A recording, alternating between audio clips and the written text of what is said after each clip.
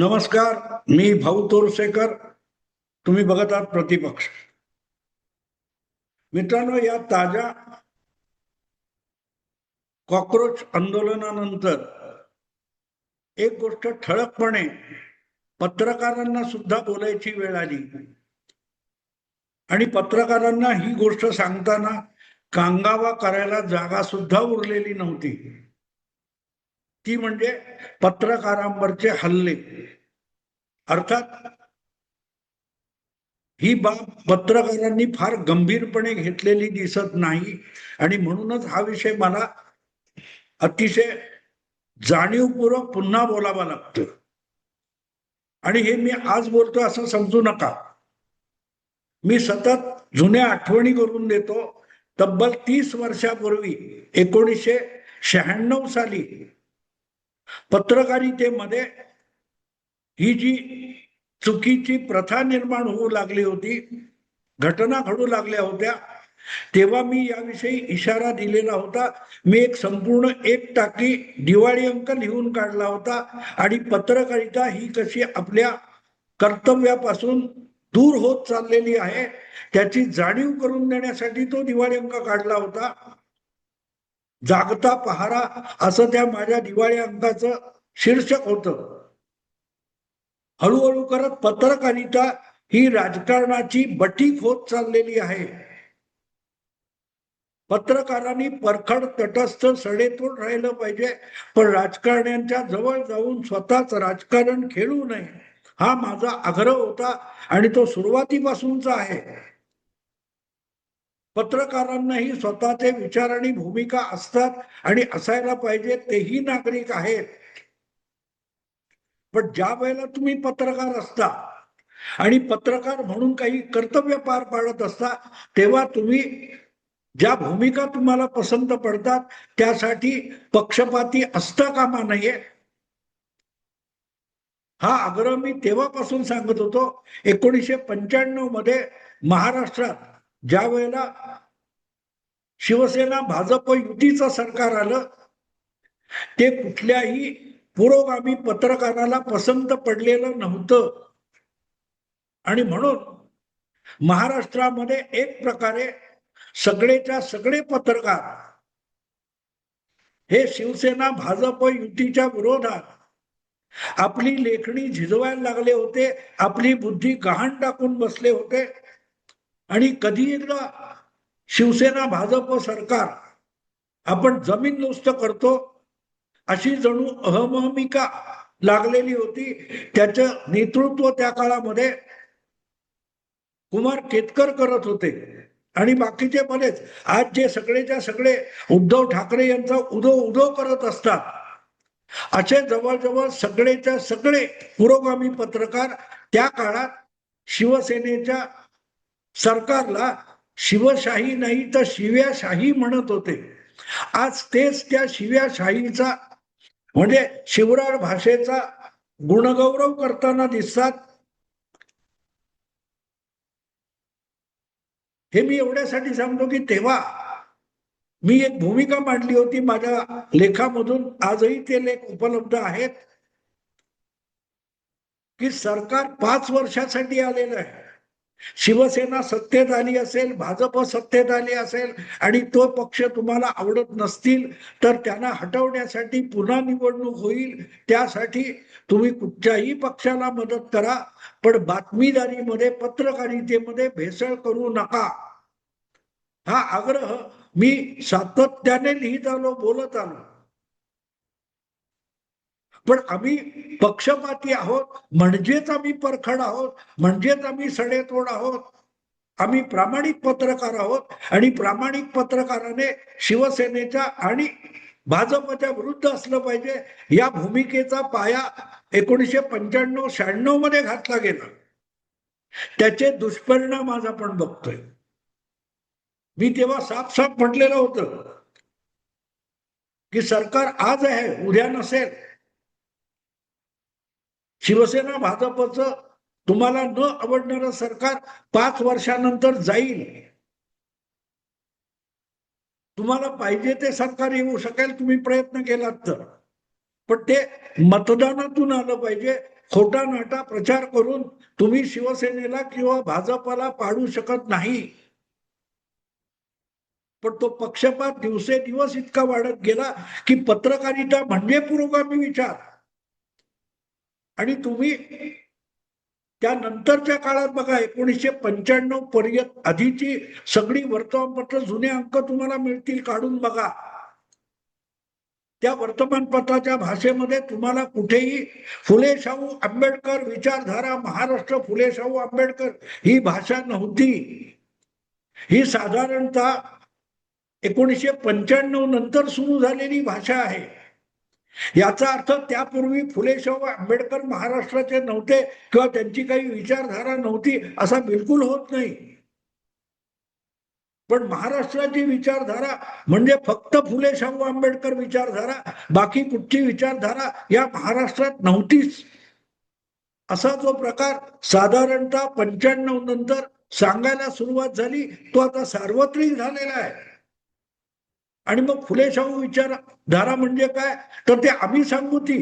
प्रत्येक पत्रकार आपली नवी नवी व्याख्या घालत असतो, घुसवत असतो आणि वाटेल ती अक्कल पाजळत असतो. असो, आज जे दुष्परिणाम दिसत आहेत त्याचं कारण ते आहे. या आंदोलनाच्या निमित्ताने पत्रकारांना मारझोड झाली, महिला पत्रकारांवर सुद्धा हल्ले झाले.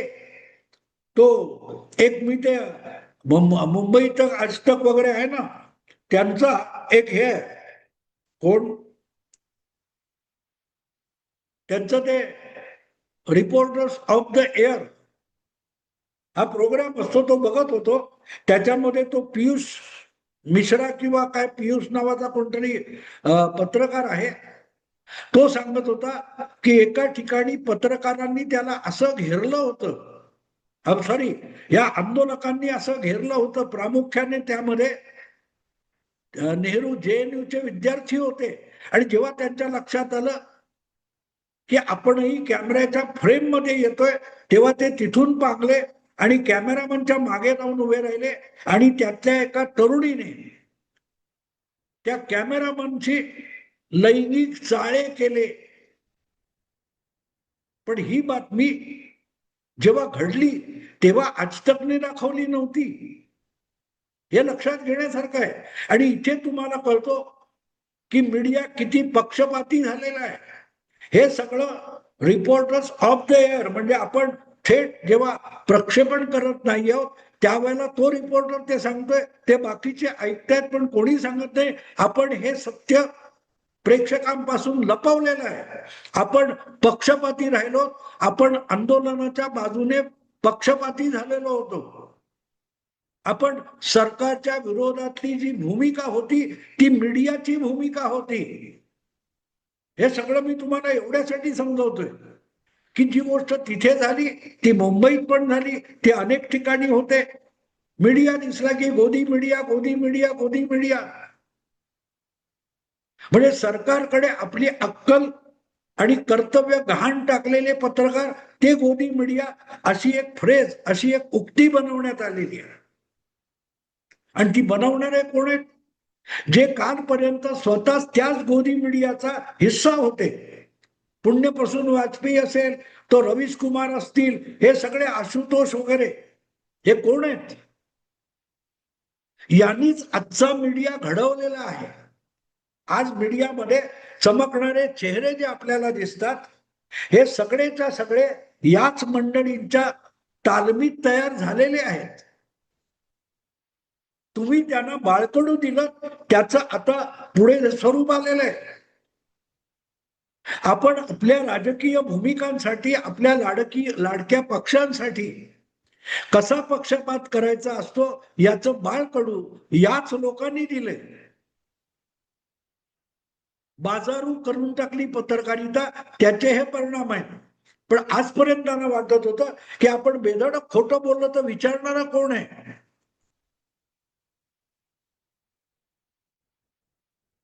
तुम्ही दाखवलं. पत्रकार नावाचा जो धाक होता, पत्रकार नावाच्या व्यक्तीला जो सन्मान मिळत होता समाजाकडून, तो गमावला कसा, तर तुमच्या धारांत खोटेपणाने गमावलेला आहे. किसान आंदोलनाच्या वेळेला आठवतं तर लाल किल्ल्यापर्यंत काही लोक ट्रॅक्टर घेऊन घुसले आणि त्यामध्ये एक बेफाम वेगाने येणारा ट्रॅक्टर पलटी झाला आणि त्यातच तो ट्रॅक्टरचा चालक शेतकरी मारला गेला, मरण पावला. तर राजदीप सरदेसाईने धादांत खोटेपणाने सांगितलं की पोलिसांनी त्याला गोळी घालून मारली. हे सरळ सरळ आंदोलनाच्या वतीने चिथावणीखोर वक्तव्य होतं, ती बातमी नव्हती. तो खोटा नाटा आरोप होता, तो चिथावणी देण्याचा प्रकार होता. आणि तो जेव्हा अंगलट येणार असं दिसलं तेव्हा इंडिया टुडे आणि आजतक या नेटवर्कने राजदीप सरदेसाईला 15 दिवस ऑफ द एअर केला होता. त्याचा चेहरा आपल्या स्क्रीनवर दिसणार नाही याची काळजी आजतकला आणि इंडिया टुडेला घ्यावी लागली. पण त्यातून एक सर्टिफिकेट राजदीप सरदेसाईला मिळालं की राजदीप म्हणजेच खोटेपणा. आणि राजदीप हा जर आदर्श असेल तर बघायला नको. हळूहळू करत राजदीप अशा रीतीने चमकत असेल तर आपल्यालाही खोटं वागलं पाहिजे असं वाटायला लागतं. माणसांचा जो स्वभाव असतो, माणसांना सोपा मार्ग आवडतो, शॉर्टकट आवडतो. आम्ही ज्या काळात कॉलेजमध्ये वगैरे होतो, तरुण होतो, त्या काळात सामान्यतः रस्त्यावरच्या तरुणांचे कान दिसायचे नाहीत. का कान दिसायचे नाहीत याचं कारण अमिताभ बच्चन, कोणतो विनोद खन्ना, राजेश खन्ना यांची हेअरस्टाईल म्हणजे कान झाकून, कान असे केस असे वाढवायचे की त्यामुळे कानच दिसत नाही. ती सगळ्यांची स्टाईल होती. पण त्या सिनेमाच्या कथानकामध्ये तो नायक, तो अमिताभ, तो विनोद खन्ना एखाद्या तरुणीला संकटातून वाचवतो आणि त्या संकटातून वाचवण्यासाठी त्या गुंडाशी 2 हात करतो, त्या संकटाशी संघर्ष करतो. ते करायला किती तरुण तयार होते. अमिताभ सारख्या त्या फॅशनचे कपडे विकत घेणं आणि परिधान करणं किंवा अमिताभचा कट सलून मध्ये जाऊन कापून घेणं हे सोपं होतं. पण अमिताभच्या त्या विशिष्ट कथेतल्या कलाकारामध्ये जे धाडस आहे, जी हिंमत आहे, ती हिंमत किती लोकांकडे असते? नसते. कारण ते अवघड असतं. केस राखणं, तसा शर्ट विकत घेणं सोपं असतं.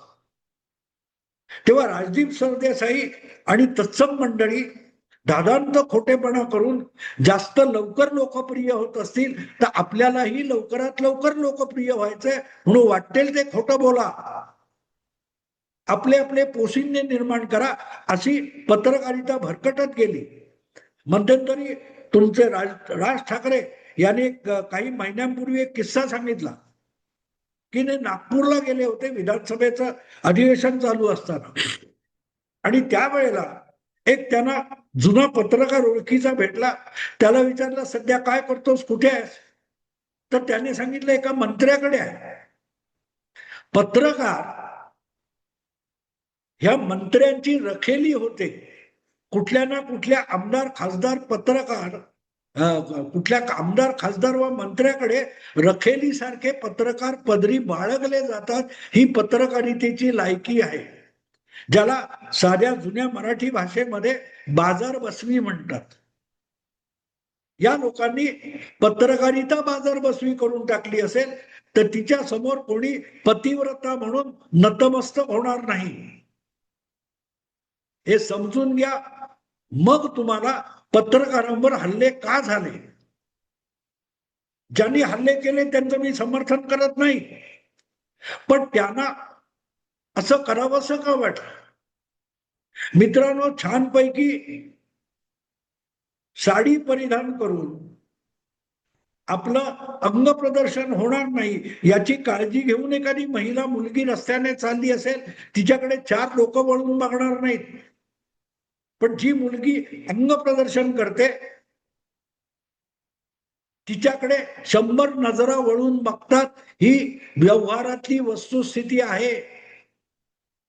राखी सावंत आणि उर्फी नावाची कोण एक मुलगी आहे, तिला माध्यमातून मिळणारी प्रसिद्धी आजच्या माध्यमांच्या पत्रकारितेची लायकी सांगते. राखी सावंत हा बातमीचा विषय होतो. होतो की नाही? उर्फी जे कपडे घालते तो बातमीचा विषय होतो, पण तो बातमीचा विषय करणारी पत्रकार मंडळी ही स्वतःलाही त्या रंडी बाजारात नेऊन बसवतात, हे विसरू नका. आणि जेव्हा तुम्ही बाजारात येऊन बसता तेव्हा कोणी येऊन विचारणार तुझा भाव काय? ज्यांनी तुम्हाला मारलं, ज्यांनी तुम्हाला धक्काबुक्की केली, हे सगळे त्या बाजारात हिंडणारे फिरणारे आहेत. आणि ते एखाद्या सभ्यपणे जाणाऱ्या महिलेची छेड सहसा काढणार नाहीत. त्यांनाही आपली लक्ष्मण रेषा माहिती असते. पण ज्या वेळेला सभ्यता, संस्कृती या सगळ्याच एक मर्यादा असते, ती तुम्ही पार करता, तेव्हा मग समोरच्यालाही ती मर्यादा पार करणं सोपं जातं. मी नेहमी एक उदाहरण देतो. ही लक्ष्मण रेषा सीतेने ओलांडली होती, रावणाने ओलांडली नव्हती. पण रावणाला ब्लेम केलं जातं. लक्ष्मण रेखा ही सीतेसाठी आखलेली होती लक्ष्मणाने. पण त्यातली भयानकता, आपण ती रेषा पार काढली तर आपलं काही खरं नाही, हे करण्या इतकी अक्कल रावणाची शाबूत होती. पण कुठल्याही कारणाने भावनेच्या किंवा ममतेच्या आहारी जाणं आणि लक्ष्मण रेषा ओलांडणं ही गल्लत असते. ती पत्रकारांनी पण केली आहे आणि महिलांनी सुद्धा केलेली आहे.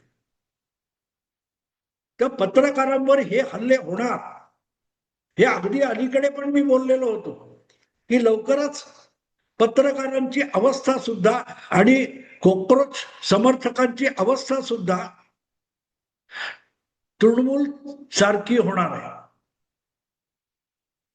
पत्रकारांना मारहाण झाली त्याचं कारण ते आहे की तुम्ही कोण बाजार भुणगे हो, तुम्ही खोटच बोलणार आहात आणि तुम्ही खोटं बोलल्यामुळे तुम्हाला जगात कोणी किंमत देत नाही, तर आम्ही तरी कशाला द्यायची? तुमच्या लायकीप्रमाणे तुम्हाला वागवलं जाईल. ज्यांनी त्या सगळ्या गुंडगिरीचं, समाजकंटकांच्या उलटा पालट आणि हिंसाचाराचं कौतुक केलं, ज्यांनी गुंडांना विद्यार्थी म्हणून दाखवलं, त्या विद्यार्थ्यांनी यांना आपण कसे गुंड होते दाखवले. लक्षात घ्या हा भाग.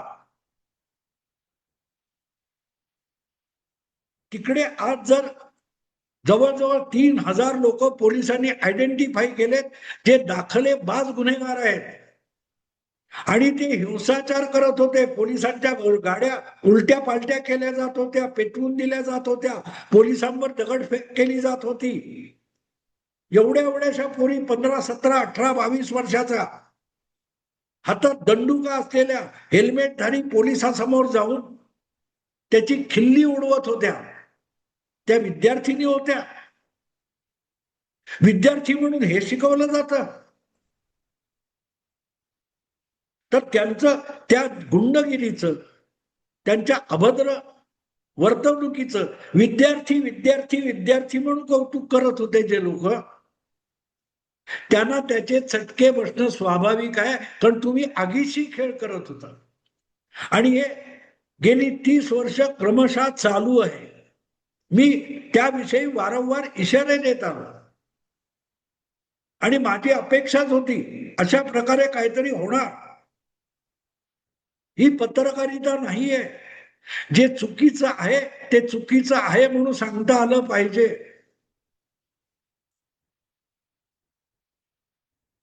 कोणीतरी चिथावणी दिली आणि समोरचा माणूस रिॲक्ट झाला तर मी समजू शकतो, पण इथे चिथावणी शिवाय या गोष्टी होत होत्या. कारण चिथावणी गेली 30 वर्ष चालू आहे. मग कधीतरी वाटतं ना थोडा चान्स मारून बघावा. हीच गोष्ट मुंबईत जरांगे पाटलांच्या आझाद मैदानच्या उपोषणाच्या वेळेला सुद्धा झालं होतं. तिथेही महिला पत्रकार मुली फिरत होत्या आणि त्या मुलींचे ओढणी मुखडायची, काय ते सलवार खिचायची, असे प्रकार झालेले आहेत. काही नवीन नाहीये. मला तर नाव आठवत नाही, कदाचित कापसे नावाची एक मुलगी होती, तिला जरांगे पाटलांच्या आंदोलनामध्ये, छेडछाड करण्याचा प्रयत्न झाला होता. पुढे काय झालं त्याचं? अगदी आर आर आबा राज्याचे गृहमंत्री होते किंवा असं काहीतरी मला, पण ज्या वेळेला तो रझा अकादमीचा मोर्चा निघाला तेव्हा एबीपी माझा या वाहिनीची ओबीव्ही व्हॅन फोडण्यात आली. टाइम्सच्या इमारतीवर दगड मारून काचा फोडण्यात आल्या. बोरीबंदर स्टेशनवर महिला पत्रकारांचे शारीरिक लैंगिक हलकटपणा करण्यात आला. किती निषेध झाला त्याचा. किती पत्रकार तेव्हा सडेतोड होते. तिथे तुम्ही या गोष्टींना आमंत्रण देत असता, चिथावणी देत असता, आणि वेळ आली की मग सगळीकडे आगडो मुसळला की अमुक अमुक अमुक म्हणून रडायला लागायचं. तुम्ही पक्षपाती झालाय तर समोरचे पण पक्षपाती होतात आणि त्यांना तर विचारधारा पण नसते. तुम्ही गुंडाला विद्यार्थी बनवला, त्यांनी विद्यार्थी नसून आम्ही गुंड हे तुम्हाला दाखवून दिलं, दंगलखोर दाखवून दिलं. याच्या पुढे लक्षात ठेवा, अजूनही तुम्हाला हिंडता फिरता येतं ते अजूनही पोलीस आणि कायदा जागेवर आहे म्हणून. त्या पोलिसांनी अशा गोष्टीकडे पाठ फिरवायची ठरवली तर रस्त्यात पत्रकार म्हणून उजळ माथ्याने फिरणं सुद्धा मुश्किल होईल. त्याच्या आधी जागे व्हा आणि सेक्युलरिझम सोडा आणि फक्त पत्रकार व्हा. कुठल्याही विचारधारेचे नको, फक्त पत्रकार राहा, बातमीदारी पुरते राहा, लेखापुरते राहा, पक्षीय कार्यकर्ते होऊ नका. एवढंच बोलून थांबतो. आवडलं लाईक करा, शेअर करा आणि प्रतिपक्षाला सबस्क्राईब करा. नमस्कार.